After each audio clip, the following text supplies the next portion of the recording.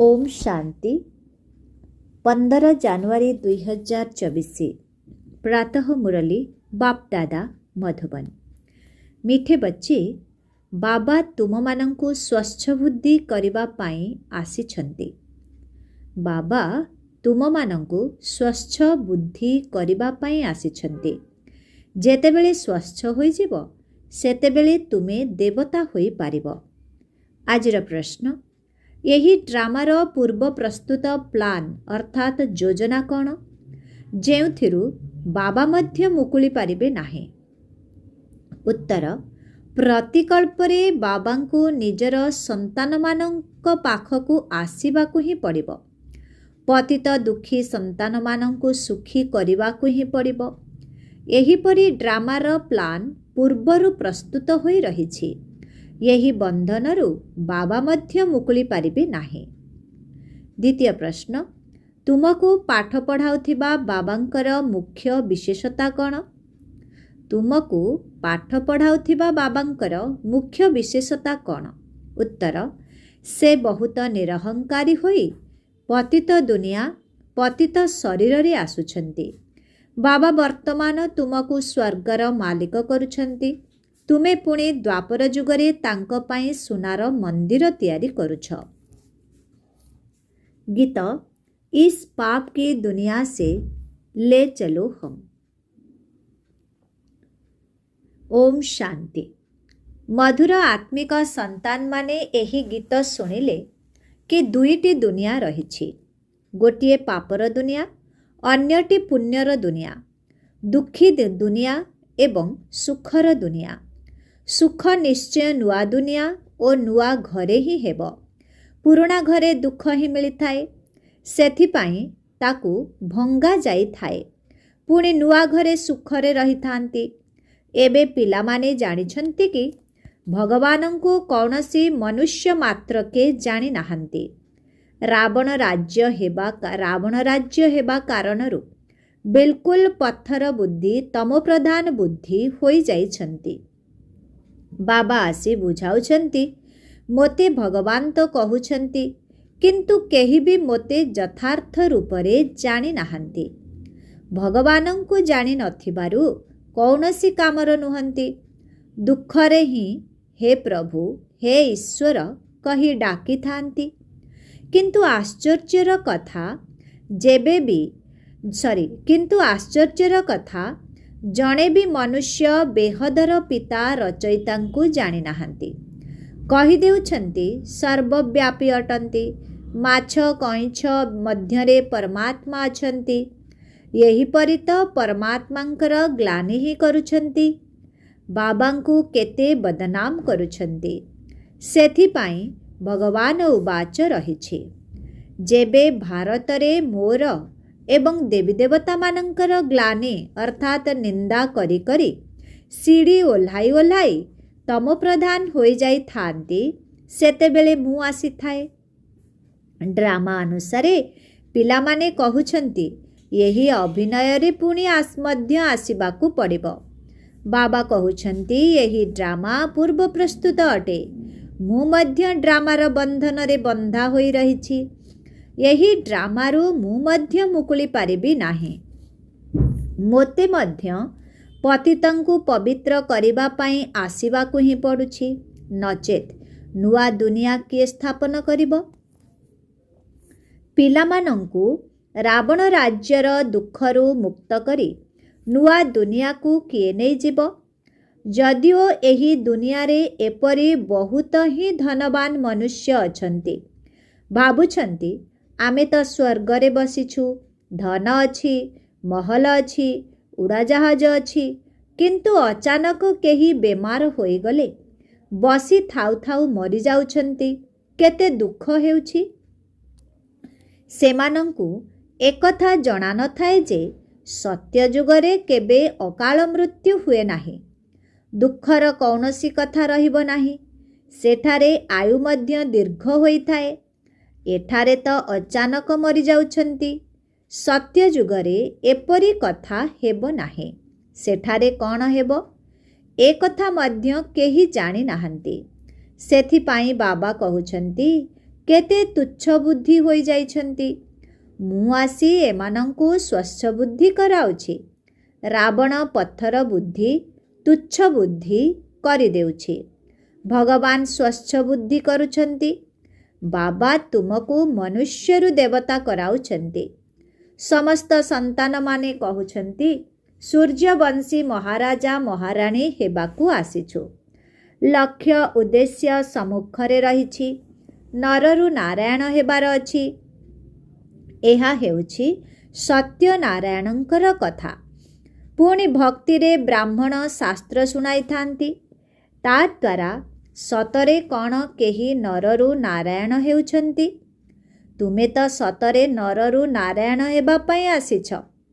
କେହି କେହି ପଚାରୁଛନ୍ତି ଆପଣଙ୍କ ସଂସ୍ଥାର ଉଦ୍ଦେଶ୍ୟ କ'ଣ? କୁହ, ନରରୁ ନାରାୟଣ ହେବା। ଏହା ହେଉଛି ଆମର ଉଦ୍ଦେଶ୍ୟ। କିନ୍ତୁ ଏହା କୌଣସି ସଂସ୍ଥା ନୁହେଁ। ଏହା ତ ହେଉଛି ପରିବାର। ମାତା ପିତା ସନ୍ତାନମାନେ ଅଛନ୍ତି। ଭକ୍ତି ମାର୍ଗରେ ତ ଗାଉଥିଲ ତୁମେ ମାତା ପିତା। ହେ ମାତା ପିତା, ଯେବେ ଆପଣ ଆସୁଛନ୍ତି ତେବେ ଆମେ ଆପଣଙ୍କ ଠାରୁ ଅସରନ୍ତି ସୁଖ ନେଉଛୁ। ଆମେ ବିଶ୍ୱର ମାଲିକ ହେଉଛୁ। ଏବେ ତୁମେ ବିଶ୍ୱର ମାଲିକ ହେଉଛ ନା? ତାହା ପୁଣି ସ୍ୱର୍ଗର ମାଲିକ।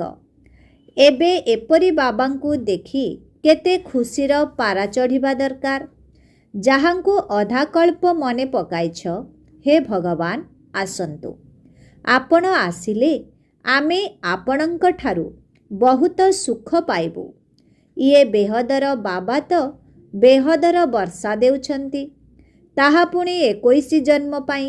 ବାବା କହୁଛନ୍ତି ମୁଁ ତୁମକୁ ଦୈବୀ ସମ୍ପ୍ରଦାୟ କରାଉଛି। ରାବଣ ଆସୁରୀ ସମ୍ପ୍ରଦାୟ କରିଦେଉଛି। ମୁଁ ଆଦି ସନାତନ ଦେବୀ ଦେବତା ଧର୍ମର ସ୍ଥାପନା କରୁଛି। ସେଠାରେ ପବିତ୍ରତା ଯୋଗୁଁ ଦୀର୍ଘାୟୁ ରହିବେ। ଏଠାରେ ଭୋଗୀ ହୋଇଥିବାରୁ ଅଚାନକ ମରୁଛନ୍ତି। ସେଠାରେ ଯୋଗ ଦ୍ୱାରା ସର୍ବସମ୍ପତ୍ତି ପ୍ରାପ୍ତ ହୋଇଥାଏ। ଆୟୁଷ ମଧ୍ୟ 150 ବର୍ଷ ହୋଇଥାଏ। ଶରୀର ଛାଡ଼ିବାର ସମୟ ଆସିଲେ ଗୋଟିଏ ଶରୀର ଛାଡ଼ି ଆଉ ଗୋଟିଏ ନେଇଥାନ୍ତି। ତେଣୁ ଏହି ଜ୍ଞାନ ବାବା ହିଁ ବସି ଦେଉଛନ୍ତି। ଭକ୍ତ ଭଗବାନଙ୍କୁ ଖୋଜୁଛନ୍ତି। ଭାବୁଛନ୍ତି ଶାସ୍ତ୍ର ପଢ଼ିବା, ତୀର୍ଥ ଆଦି କରିବା ଏସବୁ ଭଗବାନଙ୍କ ସହିତ ମିଶିବାର ରାସ୍ତା ଅଟେ। ବାବା କହୁଛନ୍ତି ଏହା ରାସ୍ତା ହିଁ ନୁହେଁ। ରାସ୍ତା ତ ମୁଁ ହିଁ ବତାଇବି। ତୁମେ ତ କହୁଥିଲ ହେ ଅନ୍ଧମାନଙ୍କର ଲାଠି ପ୍ରଭୁ ଆସ, ଆମକୁ ଶାନ୍ତିଧାମ ସୁଖଧାମକୁ ନେଇ ଚାଲ। ତେଣୁ ବାବା ହିଁ ସୁଖଧାମର ରାସ୍ତା ବତାଉଛନ୍ତି। ବାବା କେବେ ହେଲେ କାହାକୁ ଦୁଃଖ ଦେଇନଥାନ୍ତି। ଏହା ତ ବାବାଙ୍କ ଉପରେ ମିଛ ଆରୋପ ଲଗାଇ ଦେଉଛନ୍ତି। କେହି ମରିଗଲେ ଭଗବାନଙ୍କୁ ଗାଳି ଦେବାରେ ଲାଗି ପଡ଼ୁଛନ୍ତି। ବାବା କହୁଛନ୍ତି ମୁଁ କ'ଣ କାହାକୁ ମାରୁଛି ଅଥବା ଦୁଃଖ ଦେଉଛି କି? ଇଏ ତ ପ୍ରତ୍ୟେକଙ୍କର ନିଜସ୍ୱ ପାର୍ଟ ରହିଛି। ମୁଁ ଯେଉଁ ରାଜ୍ୟ ସ୍ଥାପନ କରୁଛି ସେଠାରେ ଅକାଳ ମୃତ୍ୟୁ, ଦୁଃଖ ଆଦି କେବେ ହେବ ହିଁ ନାହିଁ। ମୁଁ ତୁମକୁ ସୁଖଧାମକୁ ନେଇଯାଉଛି। ପିଲାମାନଙ୍କର ତ ଲୋମ ଟାଙ୍କୁରି ଉଠିବା ଦରକାର। ଓହୋ, ବାବା ଆମକୁ ପୁରୁଷୋତ୍ତମ କରାଉଛନ୍ତି। ମନୁଷ୍ୟମାନଙ୍କୁ ଏ କଥା ଜଣା ନାହିଁ ଯେ ସଙ୍ଗମ ଯୁଗକୁ ପୁରୁଷୋତ୍ତମ ଯୁଗ କୁହାଯାଇଥାଏ। ଭକ୍ତି ମାର୍ଗରେ ଭକ୍ତମାନେ ପୁଣି ପୁରୁଷୋତ୍ତମ ମାସ ପାଳନ କରିଥାନ୍ତି। ବାସ୍ତବରେ ହେଉଛି ପୁରୁଷୋତ୍ତମ ଯୁଗ, ଯେତେବେଳେ କି ବାବା ଶ୍ରେଷ୍ଠରୁ ଶ୍ରେଷ୍ଠ କରାଉଛନ୍ତି। ଏବେ ତୁମେ ପୁରୁଷୋତ୍ତମ ହେଉଛ। ସବୁଠାରୁ ଉଚ୍ଚରୁ ଉଚ୍ଚ ପୁରୁଷୋତ୍ତମ ଲକ୍ଷ୍ମୀ ନାରାୟଣ ହିଁ ଅଟନ୍ତି। ମନୁଷ୍ୟମାନେ ତ କିଛି ବି ବୁଝୁନାହାନ୍ତି। ଉନ୍ନତି କଳାକୁ ଏକମାତ୍ର ବାବା ହିଁ ନେଇଯାଉଛନ୍ତି। ସିଡ଼ି ଚିତ୍ର ଉପରେ କାହାକୁ ବି ବୁଝାଇବା ବହୁତ ସହଜ। ବାବା କହୁଛନ୍ତି ଏବେ ଖେଳ ପୂରା ହେଲା, ଘରକୁ ଚାଲ।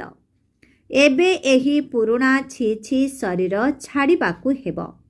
ତୁମେ ପ୍ରଥମେ ନୂଆ ଦୁନିଆରେ ସତୋପ୍ରଧାନ ଥିଲ। ପୁଣି 84 ଜନ୍ମ ଭୋଗିବା ପରେ ତମୋ ପ୍ରଧାନ ଶୂଦ୍ର ହୋଇଯାଇଛ। ଏବେ ପୁଣି ଶୂଦ୍ରରୁ ବ୍ରାହ୍ମଣ ହୋଇଛ। ଏବେ ବାବା ଆସିଛନ୍ତି ଭକ୍ତିର ଫଳ ଦେବା ପାଇଁ। ବାବା ସତ୍ୟଯୁଗରେ ଫଳ ଦେଇଥିଲେ। ବାବା ହିଁ ହେଉଛନ୍ତି ସୁଖଦାତା। ପତିତ ପାବନ ବାବା ଆସି ସାରା ଦୁନିଆର ମନୁଷ୍ୟ ମାତ୍ରେ ତ କ'ଣ? ପତିତ ପାବନ ବାବା ଆସି ସାରା ଦୁନିଆର ମନୁଷ୍ୟ ମାତ୍ରେ ତ କ'ଣ ପ୍ରକୃତିକୁ ମଧ୍ୟ ସତୋପ୍ରଧାନ କରାଉଛନ୍ତି। ଏବେ ତ ପ୍ରକୃତି ମଧ୍ୟ ତମୋ ପ୍ରଧାନ ହୋଇଯାଇଛି। ଶସ୍ୟ ଆଦି ତ ମିଳୁ ହିଁ ନାହିଁ। ସେମାନେ ଭାବୁଛନ୍ତି ଆମେ ଏହିସବୁ ଉନ୍ନତିମୂଳକ କାର୍ଯ୍ୟ କରୁଛୁ। ଆସନ୍ତା ବର୍ଷକୁ ବହୁତ ଶସ୍ୟ ହେବ, କିନ୍ତୁ କିଛି ହେଲେ ବି ହେଉନାହିଁ। ପ୍ରାକୃତିକ ବିପର୍ଯ୍ୟୟକୁ କେହି କ'ଣ ରୋକିପାରିବେ? ଅକାଳ ପଡ଼ିବ, ଭୂମିକମ୍ପ ହେବ, ରୋଗ ସବୁ ବାହାରିବ, ରକ୍ତର ନଦୀ ବହିବ। ଏହା ସେହି ମହାଭାରତ ଲଢ଼େଇ ଅଟେ। ଏବେ ବାବା କହୁଛନ୍ତି ତୁମେ ନିଜର ବର୍ଷା ନେଇଯାଅ। ମୁଁ ହିଁ ତୁମ ସନ୍ତାନମାନଙ୍କୁ ସ୍ୱର୍ଗର ବର୍ଷା ଦେବାକୁ ଆସିଛି। ମାୟା ରାବଣ ଅଭିଶାପ ଦେଉଛି, ନର୍କର ବର୍ଷା ଦେଉଛି। ଏହିପରି ଖେଳ ତିଆରି ହୋଇଛି। ବାବା କହୁଛନ୍ତି ଡ୍ରାମା ଅନୁସାରେ ମୁଁ ମଧ୍ୟ ଶିବାଳୟ ସ୍ଥାପନ କରୁଛି। ଏହି ଭାରତ ଶିବାଳୟ ଥିଲା, ଏବେ ବେଶ୍ୟାଳୟ ହୋଇଯାଇଛି। ବିଷୟ ସାଗରରେ ଉବୁଟୁବୁ ହେଉଛନ୍ତି। ଏବେ ତୁମେ ପିଲାମାନେ ଜାଣିଛ ବାବା ଆମକୁ ଶିବାଳୟକୁ ନେଇଯାଉଛନ୍ତି। ତେଣୁ ଏହି ଖୁସି ରହିବା ଦରକାର ନା। ଆମକୁ ବେହଦର ଭଗବାନ ପଢ଼ାଉଛନ୍ତି। ବାବା କହୁଛନ୍ତି ମୁଁ ତୁମକୁ ବିଶ୍ୱର ମାଲିକ କରାଉଛି। ଭାରତବାସୀ ନିଜର ଧର୍ମକୁ ହିଁ ଜାଣିନାହାନ୍ତି। ଆମର ଦୈବୀ କୁଟୁମ୍ବ ତ ବହୁତ ବଡ଼ ଅଟେ, ଯେଉଁଥିରୁ ଅନ୍ୟ ଧର୍ମମାନଙ୍କର ବଂଶ ସୃଷ୍ଟି ହୋଇଥାଏ। ଆଦି ସନାତନ କେଉଁ ଧର୍ମ, କେଉଁ ବିରାଦାରୀ ଥିଲା, ଏ କଥା ବୁଝୁନାହାନ୍ତି। ଆଦି ସନାତନ ଦେବୀଦେବତା ଧର୍ମବାଲାଙ୍କର ବିରାଦରୀ ଅର୍ଥାତ୍ ବଂଶ, ପୁଣି ସେକେଣ୍ଡ ନମ୍ବରରେ ଚନ୍ଦ୍ରବଂଶୀ ବିରାଦାରୀ, ପୁଣି ଇସଲାମୀ ବଂଶର ବିରାଦାରୀ। ଏହି ସାରା କଳ୍ପବୃକ୍ଷର ରହସ୍ୟ ଆଉ କେହି ବୁଝାଇ ପାରିବେ ନାହିଁ।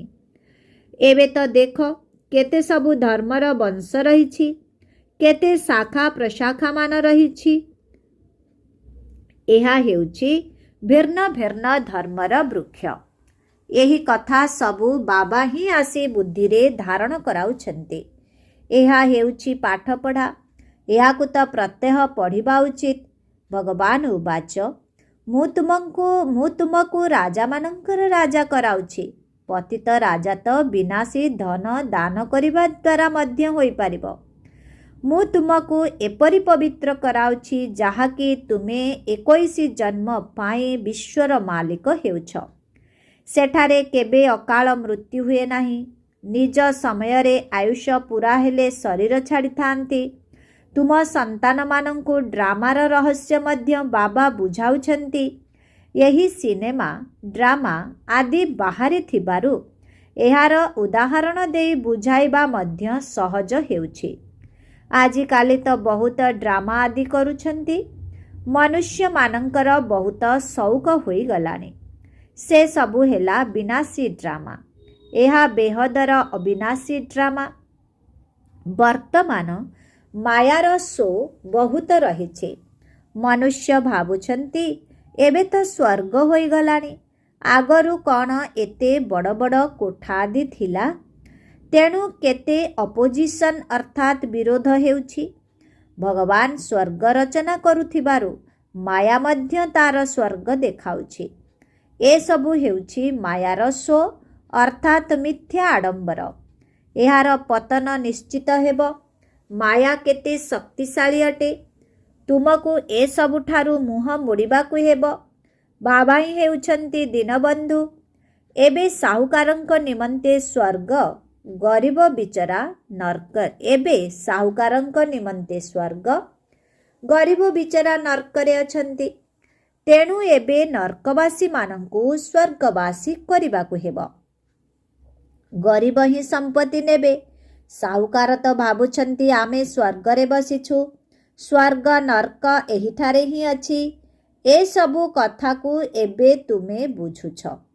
भारत केते भिकारी होई जाइछि, भारत ही केते साहुकार थिला, एकमात्र आदि सनातन धर्म ही थिला।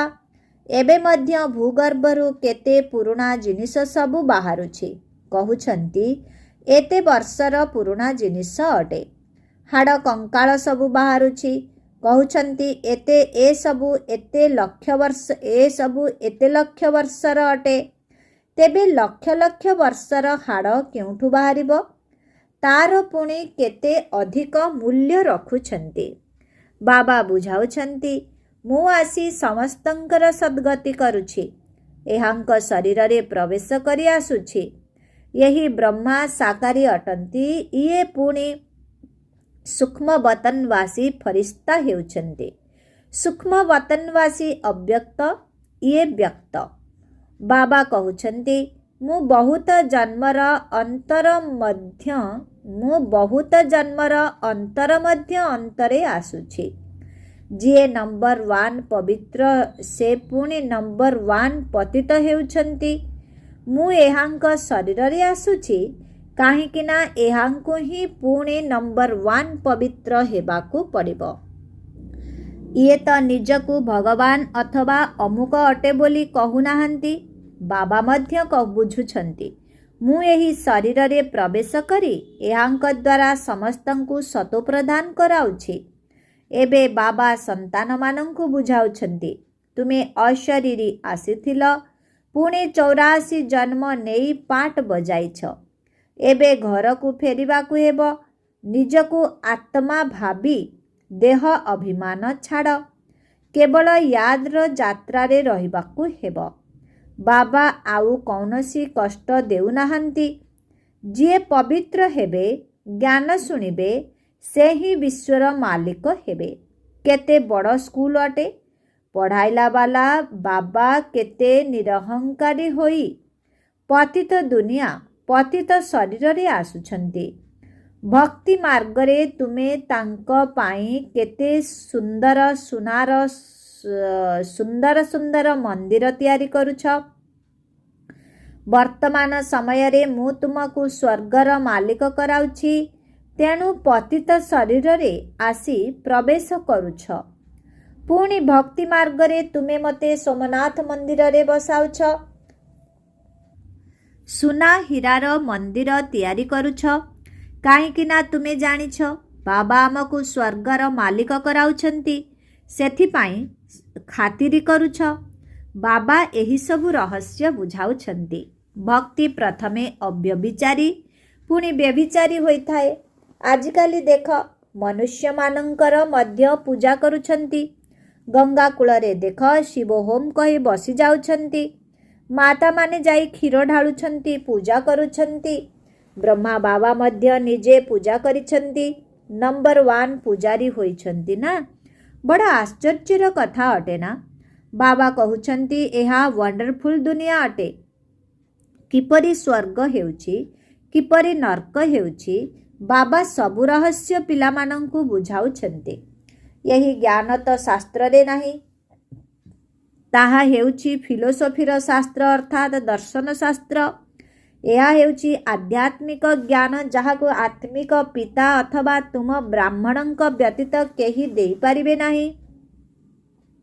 तुम ब्राह्मण मानंक व्यतीत रुहानी ज्ञान आउ काहाकू मिली पारिबो नाही। जे पर्यंत ब्राह्मण न होइछ तेबे देवता होई पारिबो नाही। तुम संतान मानंकर बहुत खुशी रहिबा उचित। भगवान आमको पढ़ाउछंती, श्री कृष्ण नुहंती।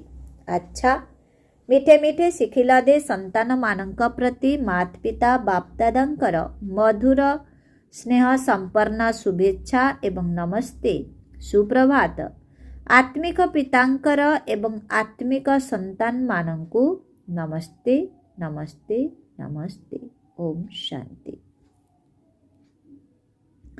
धारणा पाई मुख्य सार 1 नंबर। ଏଠାରେ ମାୟାର ବହୁତ ମିଥ୍ୟା ଆଡ଼ମ୍ବର ରହିଛି। ଏଥିରୁ ନିଜର ମୁହଁ ମୋଡ଼ି ନେବାକୁ ହେବ ସର୍ବଦା। ଏହି ଖୁସିରେ ଲୋମ ଟାଙ୍କୁରି ଉଠୁ କି ଏବେ ଆମେ ତ ପୁରୁଷୋତ୍ତମ ହେଉଛୁ। ସ୍ୱୟଂ ଭଗବାନ ଆମକୁ ପଢ଼ାଉଛନ୍ତି।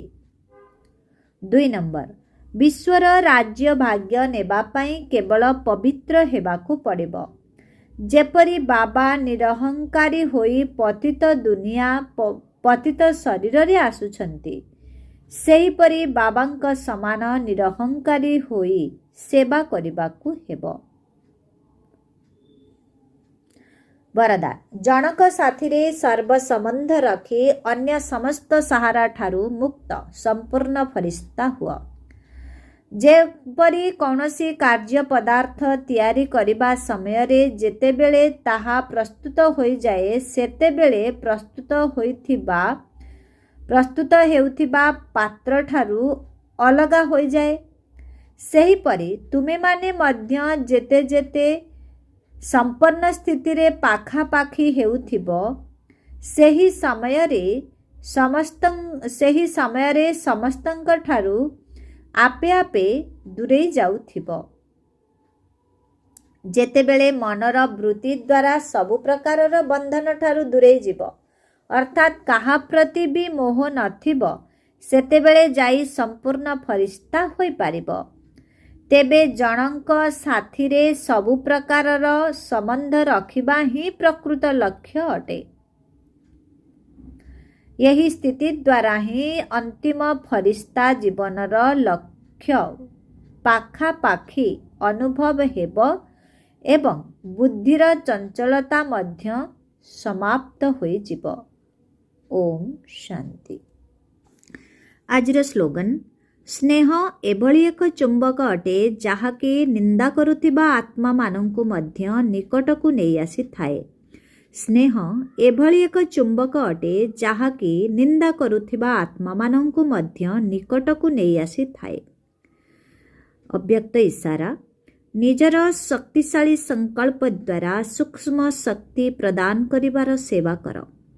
15 ନମ୍ବର, ମାନସିକ ସେବା କରିବାକୁ ହେଲେ ମନ ଏବଂ ବୁଦ୍ଧି ବ୍ୟର୍ଥ ଚିନ୍ତନଠାରୁ ମୁକ୍ତ ରହିବା ଦରକାର ଏବଂ ମନ୍ମନା ଭବ ମନ୍ତ୍ରର ସହଜ ସ୍ୱରୂପ ହେବା ଦରକାର। ତେଣୁ ଯେଉଁ ଶ୍ରେଷ୍ଠ ଆତ୍ମାମାନଙ୍କର ମାନସିକ ବୃତ୍ତି ଅର୍ଥାତ୍ ଶ୍ରେଷ୍ଠ ସଂକଳ୍ପ ଏବଂ ଶକ୍ତିଶାଳୀ ଅଟେ ବା ଯେଉଁମାନେ ଶୁଭଭାବନା ଶୁଭକାମନା କରିବା ବାଲା ଅଟନ୍ତି, ସେମାନେ ନିଜର ସଂକଳ୍ପ ଦ୍ୱାରା ଶକ୍ତିର ଦାନ ଦେଇପାରିବେ। ଓମ୍ ଶାନ୍ତି।